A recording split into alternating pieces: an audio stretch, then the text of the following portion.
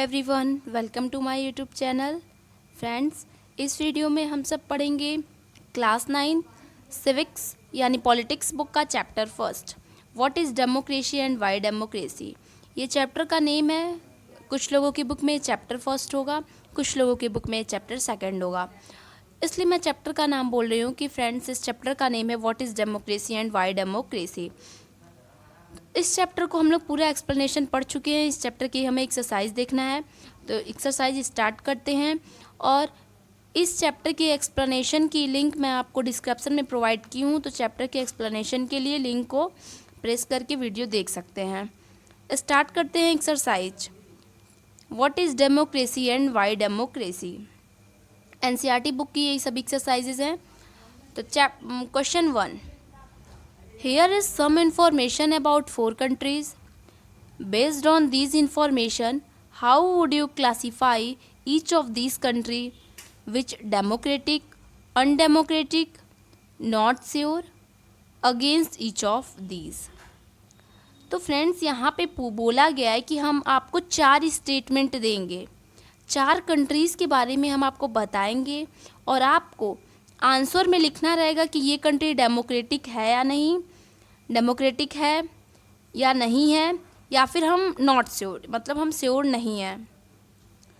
तो कंट्री ए का देखते हैं, क्योंकि फ्रेंड्स हम लोग चैप्टर में फीचर्स ऑफ डेमोक्रेसी पढ़ चुके हैं, यानी डेमोक्रेसी कंट्री है या नहीं है, ये कैसे हम पहचानेंगे, ये सब पहचान हम लोग पढ़ चुके हैं। इसलिए एक्सरसाइज में ये हमसे पुटअप किया गया है। देखिए कंट्री ए के बारे में फ्रेंड्स, यहाँ तक ये सारा क्वेश्चन ही है, ठीक है, ये क्वेश्चन ही है सारा यहाँ तक। कंट्री ए के बारे में बोला गया है कि people would do not accept the country official religion, do not have a right to vote. तो पहले क्वेश्चन में पूछा गया है कि ऐसी कंट्री जो कि पीपल एक्सेप्ट नहीं करता है ऑफिशियल रीजन को, या you can say do not have right to vote, वहाँ के लोगों के पास वोट का राइट नहीं है, तो वो कंट्री डेमोक्रेटिक होगा या अनडेमोक्रेटिक होगा या नॉट श्योर। आप आंसर में लिखेंगे अनडेमोक्रेटिक होगा। माय डियर फ्रेंड्स, ये अनडेमोक्रेटिक इसलिए होगा ये कंट्री क्योंकि डेमोक्रेटिक की डेफिनेशन ही यही है कि which rulers are elected by people, वो रूलर जो कि एलेक्ट किए जाएं पीपल के द्वारा। तो यहाँ पे पीपल यानी पर्सन खुद अपने गवर्नमेंट से यानी अपने रूलर से सेटिस्फाई नहीं है, और वो कंट्री डेमोक्रेटिक होती है जहाँ पे राइट टू वोट होता है, सबको एक नज़र से देखा जाता है।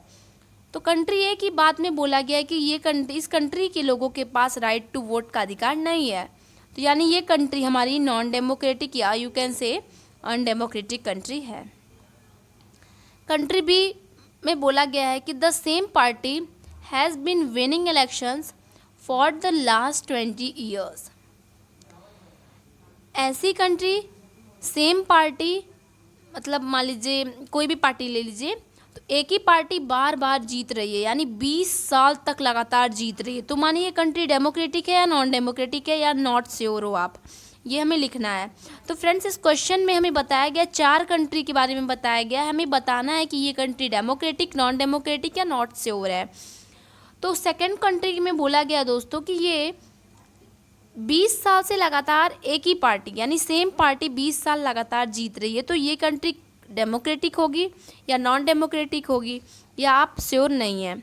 तो फ्रेंड्स आप लिखिएगा कि नॉट श्योर, हम श्योर नहीं हैं, क्योंकि हो सकता है ये पार्टी, जो पार्टी बार बार जीत रही है, वो पार्टी अच्छा काम करती हो तब जनता बार बार जिता रही हो, और हो सकता है ये बेईमानी से जीत रही हो, फ्रॉड प्रैक्टिस से जीत रही हो, तो हम इसको कुछ नहीं कह सकते, इसलिए डेमोक्रेटिक भी नहीं कर सकते, नॉन डेमोक्रेटिक भी नहीं कर सकते, हम लिखेंगे नॉट श्योर, यानी हम श्योर नहीं हैं। कंट्री सी के बारे में बोला गया कि ruling party has lost in the last 3 elections, यानी रूलिंग पार्टी 3 इलेक्शंस में लॉस्ट हो गई। ओके, तो जाहिर सी बात है कोई भी रूलिंग पार्टी हो सकता है, वो ruling party has lost in the last 3 elections, 3 election में वो हार भी सकती है पार्टी, तो यानी अगर वो पार्टी हार जाती है तो समझ जाइए जनता वोट नहीं दी तो वो जीते नहीं, और जनता वोट नहीं दी तो वो ईमानदारी से जनता से वोट लिए थे तभी तो नहीं पाए वोट, तो इसलिए ये कंट्री डेमोक्रेटिक होगी। कंट्री डी के बारे में बोला गया कि there is no independent election commissions. यहाँ पे कोई भी इलेक्शंस इंडिपेंडेंटली नहीं होता है, मतलब सबको दबाव बना के बोला जाता है कि आप हमें वोट दीजिए, आप हमें वोट दीजिए। हम कह सकते हैं कि ये कंट्री अनडेमोक्रेटिक है, यानी कि यहाँ पे फ्री एंड फेयर इलेक्शन नहीं होता है, किसी को छूट नहीं होती है कि आप किसे वोट देंगे, इंडिपेंडेंटली वोट नहीं होता है। Question number 1 finish. अब क्वेश्चन नंबर 2 है, here is some information about 4 countries. Based on these information how would you classify each of these country, democratic, non democratic और not sure against each of these. देखिए same questions repeat किया गया है कि आपको 4 countries के बारे में बोला गया है, दिया गया स्टेटमेंट, आप बताइए कि ये कंट्री डेमोक्रेटिक है या नॉन डेमोक्रेटिक है, आप श्योर नहीं है। ओके, क्वेश्चन वही है, बस कंट्री का जो स्टेटमेंट दिया गया वो बदला गया है।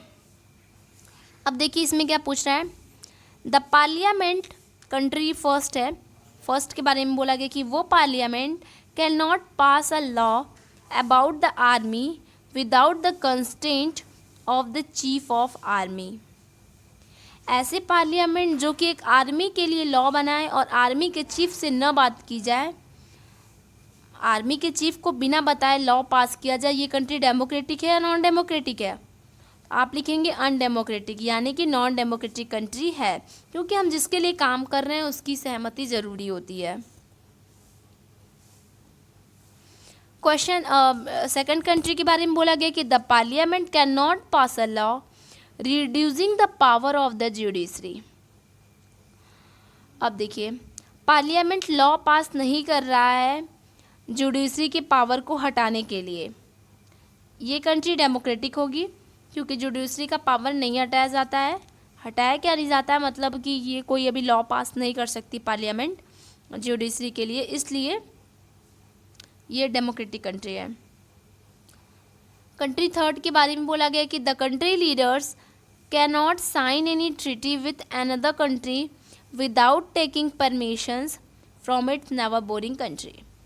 बोला गया कोई भी कंट्री का नेता किसी दूसरे कंट्री के बिना परमिशन से लिए किसी दूसरी कंट्री में कोई काम नहीं कर सकता। ये डेमोक्रेटिक है अनडेमोक्रेटिक है? क्वेश्चन ध्यान से पहले पढ़िए कि the country leaders can not sign any treaty with another countries with taking permission without taking permission from it neighbouring countries. आप किसी भी अनदर कंट्री में बिना साइन लिए अगर आप घुस जाते हैं, कोई भी काम करके आते हैं विदाउट परमिशन किसी भी नेवर बोरिंग कंट्री में, तो आप अनडेमोक्रेटिक कंट्री से बिलोंग कर रहे हैं। इसका मतलब कि आप किसी के भी घर में घुसेंगे या किसी के देश में घुसेंगे तो आपको पहले सहमति लेना ज़रूरी है, अनुमति लेना ज़रूरी है, परमिशन लेना ज़रूरी है। इसलिए अगर यहाँ पे स्टेटमेंट में दिया गया कि परमिशन, अगर हम विदाउट परमिशन जाते हैं तो अनडेमोक्रेटिक होगा। फोर्थ कंट्री में बोला गया है कि all the major economic decisions about the country are taken by officials of the central bank which the minister can not change. अब बोला गया कि जितना भी इकोनॉमिक डिसीजंस होता है, इकोनॉमिक डिसीजन लेना है, क्या वो एक सेंट्रल बैंक ले सकता है किसी भी देश के लिए, किसी भी कंट्री के लिए? ये कंट्री अनडेमोक्रेटिक होगी, क्योंकि पीपल्स रूलर को इलेक्ट किए हैं, एक नेता चुने हैं कि यही हमारे लिए काम करेंगे, तो इसमें बैंक की कोई बात ही नहीं आती कि बैंक हमारी सोसाइटी के लिए काम कर सके। और जिस भी कंट्री में ऐसा होता है कि सेंट्रल बैंक काम करता है पीपल्स के लिए, तो वो कंट्री हमारी अनडेमोक्रेटिक होगी।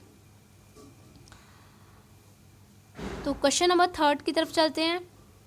क्वेश्चन नंबर थर्ड बोला गया कि which of this is not a good argument in favour of democracy and why. आपको 4 स्टेटमेंट दिए गए हैं, इसमें से कौन सा डेमोक्रेटिक के फेवर में नहीं है? ठीक है, यानी not a good argument in favour of democracy, इसमें से कौन सा अच्छा मतलब फेवर में नहीं है डेमोक्रेसी की, और क्यों नहीं है इन चारों स्टेटमेंट्स में से? तो पहला देखते हैं कि people feel free equal in a democracy. आप जान रहे हैं कि डेमोक्रेसी में ऐसा होता है कि हर एक पर्सन फ्री फील करता है। ये तो मान लीजिए डेमोक्रेटिक कंट्री का हो गया, इसको हटा दीजिए, पहले ही कट गया।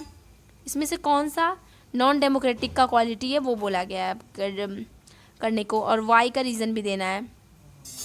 पहला डेमोक्रेटिक हो गया तो इसको हटा दीजिए। Democracies resolve conflict in better way than others. Democracy में ये होता है जैसे कि मान लीजिए कोई भी कॉन्फ्लिक्ट हो, कोई भी रिलीजन किसी भी धर्म के नाम पे किसी भी झगड़ा हो तो हम उसे रिसॉल्व कर सकते हैं। तो ये तो डेमोक्रेटिक की दोनों पहचान हो गई, दोनों को काट दीजिए। थर्ड है कि democratic government is more accountable to the peoples. Democratic government बहुत अच्छी गवर्नमेंट है जिसे पीपल्स भी पसंद करते हैं, बहुत ज़्यादा कंफर्टेबल है, अकाउंटेबल है गवर्नमेंट के लिए। सही बात है, डेमोक्रेटिक में ऐसा होता है। और हमें बोला गया कि कौन सा फेवर में नहीं है डेमोक्रेटिक की, वो बोलना है। यानी थर्ड ऑप्शन भी कट गया, बचा 4। Democracies are more prosperous than other. तो बोला गया कि डेमोक्रेसीज बहुत ज़्यादा प्रॉस्परस है, सबसे ज़्यादा प्रॉस्परस है। और क्यों है? तो ऑप्शन डी इसमें सही होगा, क्योंकि रीज़न होगा कि democracy is more prosperous other than is not good argument in favour of democracy, as there are many countries such as Sri Lanka, India which are opted for democracy but not prosperous, where other countries such as China, Saudi Arabia, which have communist and monarchy rule respectively, are more prosperous। तो question में देखिए friends, इस question में बोला गया था कि कोई ऐसे इन चारों में से ऐसे ऑप्शंस को चूज़ करिए जो कि डेमोक्रेटिक के फेवर में नहीं है। तो क्वेश्चन डी ऐसा है जो कि डेमोक्रेटिक के फेवर में नहीं है, यानी हमारी डेमोक्रेटिक कंट्री सबसे ज़्यादा प्रॉस्परस नहीं हुई है अभी। इसका रीज़न ये है कि जैसे सऊदी अरब में, चाइना में मोनार्की का रूल चलता है, वो ज़्यादा प्रॉस्परस है हमारे डेमोक्रेसी से भी। तो इसलिए हम इस स्टेटमेंट को कहेंगे कि ये फेवर में नहीं है। आगे, the prosperity of any country depend on the correct policies of the government. It also depend on the availability of natural resource not with the form of government. Democracies can't guarantees prosperities. अब मान लीजिए democracy में हर एक decision लेना तो free है, लेकिन decision सही हो गलत हो इस चीज़ की गारंटी डेमोक्रेसी भी नहीं ले सकती। मतलब आप डेमोक्रेसी के बारे में आप यहाँ पे कुछ भी बढ़ा चढ़ा के लिख सकते हैं, जो भी आपको लगे कि इसलिए ये स्टेटमेंट सही है। डेमोक्रेसी सबसे ज़्यादा अच्छी नहीं है, क्योंकि भी कुछ कंट्री ऐसे भी हैं मतलब प्रॉस्परस जो बना ली हैं अपने कंट्री को। क्वेश्चन 4 है कि each of these statement contain a democratic and non democratic element. Write off out the separately two for each statement. अब हमें इस क्वेश्चन का पहला मतलब 4 क्वेश्चन दिए गए हैं, 3 क्वेश्चन दिए गए हैं, हमें उन तीनों का आंसर देना होगा।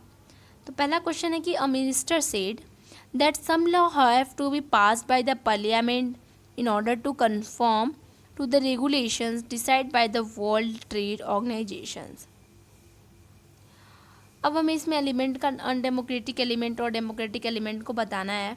इसमें क्वेश्चन पूछा गया है कि मिनिस्टर मान लीजिए कोई भी लॉ पास कर रहा है, ठीक है, तो डिसाइड हो रहा है वर्ल्ड ट्रेड ऑर्गेनाइजेशन के थ्रू। तो इसमें आप क्या कहना चाहते हैं?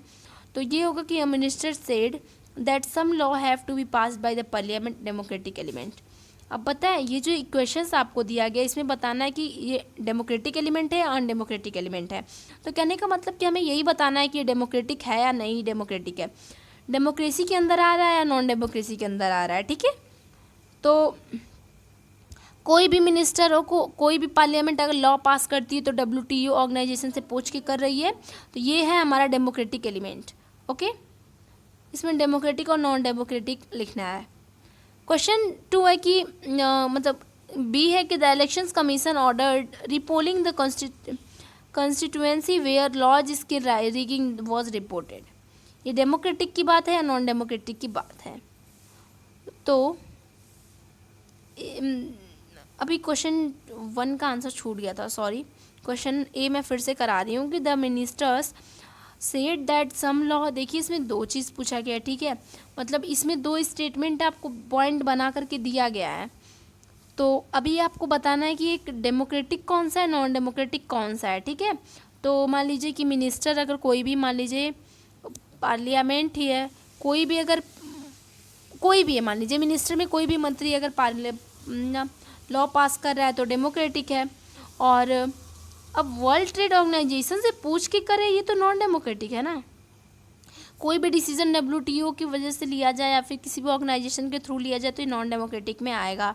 और फिर सेकंड है कि elections commission order repolling in constituency where large scale rigging was reported. तो इसमें बोलेंगे कि लार्ज स्केल जो रिगिंग हो रही है वो अनडेमोक्रेटिक है, और जो रिपोलिंग हो रही है कंस्टिट्यूएंसी की वो डेमोक्रेटिक एलिमेंट है। Women representation in parliament has barely reach 10%. This led women organization to demand 1/3 seat of the women. अब देखिए 1/3 सीट फॉर वुमेन जो है ये डेमोक्रेटिक है, क्योंकि किसी भी क्षेत्र में औरतों को भी अधिकार मिलना ज़रूरी है, तो ये डेमोक्रेटिक होगा। और वुमेन अपना रिप्रेजेंटेशन करें पार्लियामेंट में, ये अनडेमोक्रेटिक है। क्वेश्चन 5 है कि which of this is not a valid reason for arguing that there is a lesser possibility of famine in a democratic country. Question A, मतलब आपको 4 ऑप्शन दिया गया है, इसमें एक ऑप्शन चूज करना है। तो first option is opposition parties can draw attention to hunger and starvation. Question 2 मतलब ऑप्शन बी है कि free press can report suffering from famine in different part of the country. Option C, government fear it defeat in next elections. Option D, people are free to live in practice any religion. इसमें से democratic country का जो option था उसे हमें टिक करना था, तो ये बहुत अच्छा ऑप्शन है कि पीपल फ्री फील करते हैं, किसी भी रिलीजन में वो रह सकते हैं। Option D is not valid reason for arguing that there is a lesser possibility of famine in the democratic country. This is because practice of religion has nothing to do preventing famine.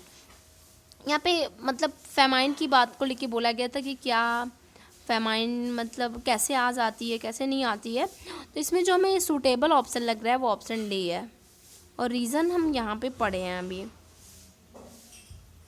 Question 6 है कि अगर मान there are 40 village in a district where the government has made no provision for drinking water.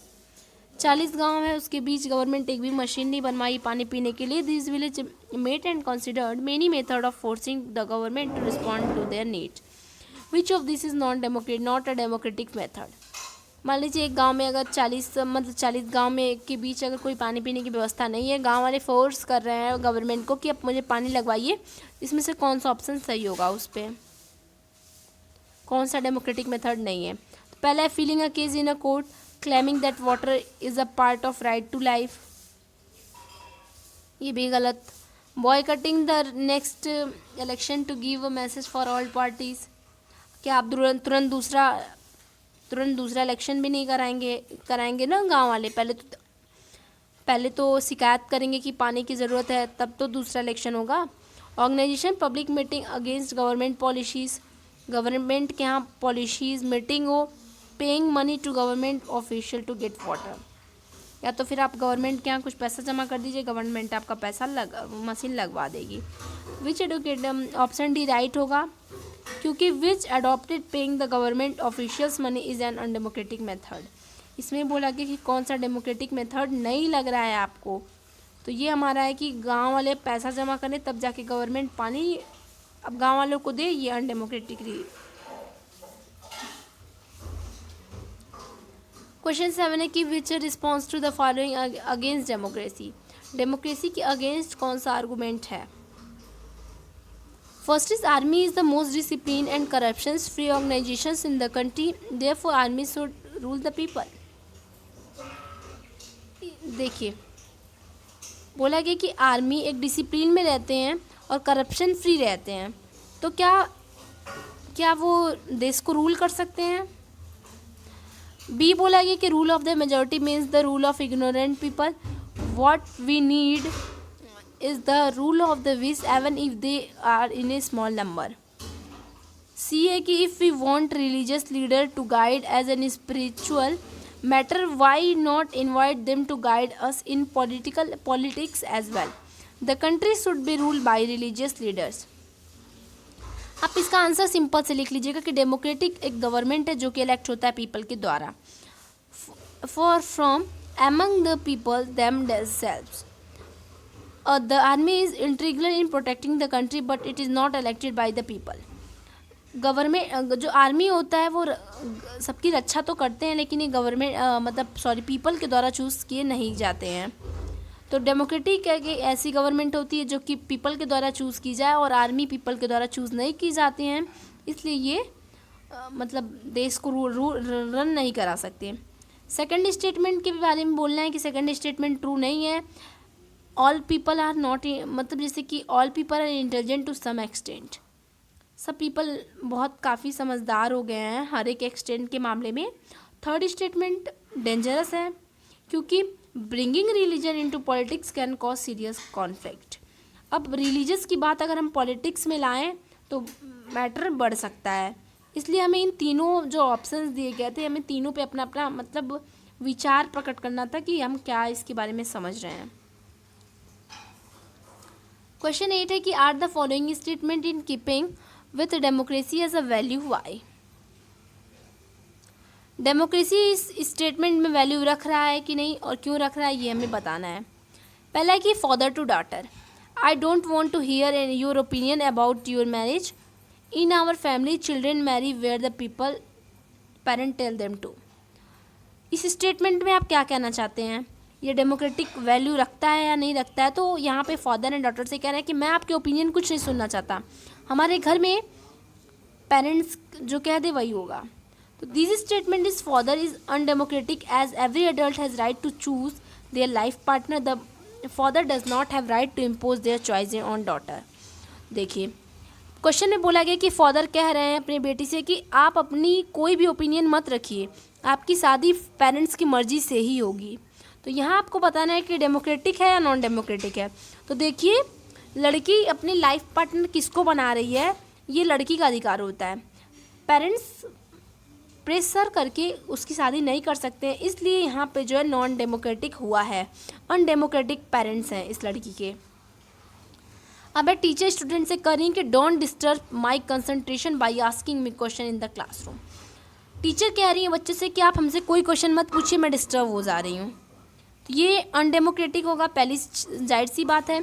Statement also is not under democratic setup, the student have right to ask question, this is undemocratic if his right is denied. तो बोला गया कि हर एक बच्चे के पास right होता है कि वो कोई भी क्वेश्चन पूछ सकते हैं टीचर से, अगर टीचर डांटता है तो अनडेमोक्रेटिक होगा। अब एम्प्लॉय टू द ऑफिसर्स, मालिक है ऑफिसर से कह रहा है कि our working hour must be reduce according to the law. जो हमारे वर्किंग आवर हैं वो हमारे लॉ के अकॉर्डिंग हटा दिए जाएंगे। तो डेमोक्रेटिक है ये चीज़ क्योंकि call for rule of law which is beneficial for the employee, rule भी बहुत अच्छा एम्प्लॉय के लिए होता है।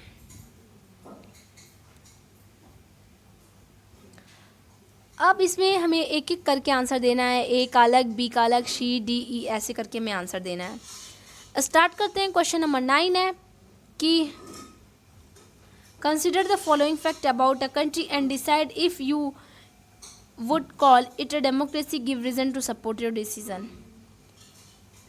हमें डेमोक्रेसी के बारे में हम इस स्टेटमेंट के बारे में क्या कहना चाहते हैं हमें लिखना है। पहला क्वेश्चन है कि all the country citizens of the country have right to vote, election are held regularly. सही बात है कि भाई हर एक आदमी को राइट टू वोट रहना चाहिए, इलेक्शन हमेशा होना चाहिए।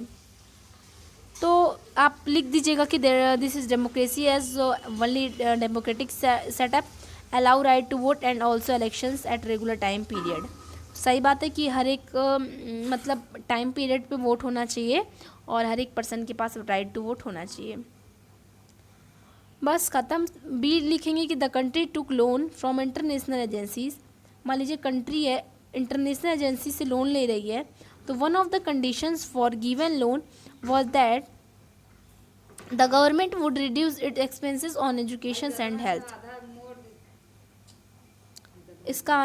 इसके बारे में आप क्या कहना चाहते हैं? अगर कंट्री किसी भी इंटरनेशनल एजेंसी से लोन ले रही है तो कंडीशन कॉज होता है कि गवर्नमेंट वुड रिड्यूस, गवर्नमेंट अपने एजुकेशंस को और हेल्थ को रिड्यूस करने वाली है। तो ये कि डेमोक्रेटिक कंट्री हैज़, इसका आंसर होगा कि has to look after the welfare of it people, the condition of reducing expansion और health against the welfare of the people. देखिए यहाँ पे बोला जा रहा है कि अगर कंट्री किसी भी इंटरनेशनल एजेंसी से लोन ले रही है और वो एजुकेशन और हेल्थ पे ध्यान नहीं देगी लोन लेने के बाद, तो ये अनडेमोक्रेटिक होगा दोस्तों, क्योंकि सबसे बढ़ के तो हर चीज़ से बढ़ के हमारा हेल्थ होता है, तो हेल्थ के बाद कोई भी काम करना चाहिए। सी है कि people speak more than 7 language but education is available only in 1 language. The spoken language spoken by 52% peoples of the country. अब बताइए इसमें आप क्या कहना चाहेंगे कि मान लीजिए सारे गाँव, मतलब एक कंट्री के आदमी 7 लैंग्वेज बोलते हैं और पढ़ाई एक ही लैंग्वेज में होती है। 52% लैंग्वेज जो कि स्पोकन होती है कंट्री के द्वारा, उस लैंग्वेज में पढ़ाई होती है। तो पढ़ाई देखिए क्या इस बारे में हम कह सकते हैं कि डेमोक्रेसी में क्या होता है कि education is available in all language at is basic right. हर एक लैंग्वेज में एजुकेशन अवेलेबल होनी चाहिए, क्योंकि किसको कौन सी एजुकेशन, किसको कौन सी लैंग्वेज पसंद है, किसको कौन सी लैंग्वेज आती है, ये हम नहीं जानते। इसलिए officials language can be language majority of people. इसलिए हमारे यहाँ मतलब कहीं भी हो एक लैंग्वेज में नहीं पढ़ाई होनी चाहिए, जितने लैंग्वेज चलते हैं कंट्री में उतने लैंग्वेज में पढ़ाई होनी चाहिए। क्वेश्चन डी है कि several organizations have given a call for peaceful demonstrations and nationwide strike in the country to oppose this policies, government has arrested this leaders. इसका आंसर है कि डेमोक्रेसी में क्या होता है कि people have right to express their opinion in peaceful manners, it is undemocratic behaviour. अगर मान लीजिए आप कोई भी चीज़ बात कहना चाहते हैं और नेता लोग नहीं कहने दे रहे हैं, आपकी बात को दबा दिया जा रहा है, आपको अरेस्ट कर लिया जा रहा है, तब ये अनडेमोक्रेटिक है, क्योंकि डेमोक्रेटिक में हर एक पर्सन को अपना ओपिनियन कहने का राइट होता है। ये कि the government own the radio and television in the country. All the newspapers have get permissions for the government to publish any news about government policies and protest. मान लीजिए किसी भी गवर्नमेंट से अगर न्यूज़पेपर वाले पूछ कर न्यूज़पेपर प्रिंट करते हैं कि मैं आपके बारे में न्यूज़ निकालूं या फिर कौन सी न्यूज़ प्रिंट करूं, और फिर रेडियो टेलीविज़न सिर्फ एक गवर्नमेंट का प्रचार करें, तो डेमोक्रेटिक है? नहीं, this is undemocratic nature. As in democracy freedom of press and media is must. If government on radio then freedom of press violated. तो बोला गया कि हर एक लोगों को फ्रीडम है, प्रेस को भी फ्रीडम है कि वो कोई भी न्यूज़ छाप सकते हैं, मतलब जो आप जनता के बीच देख रहे हैं अच्छाई बुराई आप वो पेपर में प्रिंट कर सकते हैं। गवर्नमेंट से अनुमति लेने की कोई ज़रूरत नहीं, क्योंकि गवर्नमेंट अपना ही प्रचार करने के लिए बोलेगी। तो फ्रेंड्स इस चैप्टर का भी एक्सरसाइज हम लोग देख लिए। वीडियो अगर अच्छी लगी हो तो वीडियो को लाइक कीजिए, कमेंट कीजिए और फ्रेंड्स के साथ शेयर कीजिए। अब मिलते हैं नेक्स्ट वीडियो में, नेक्स्ट किसी अच्छे चैप्टर के साथ। Thanks for watching my video. Bye friends.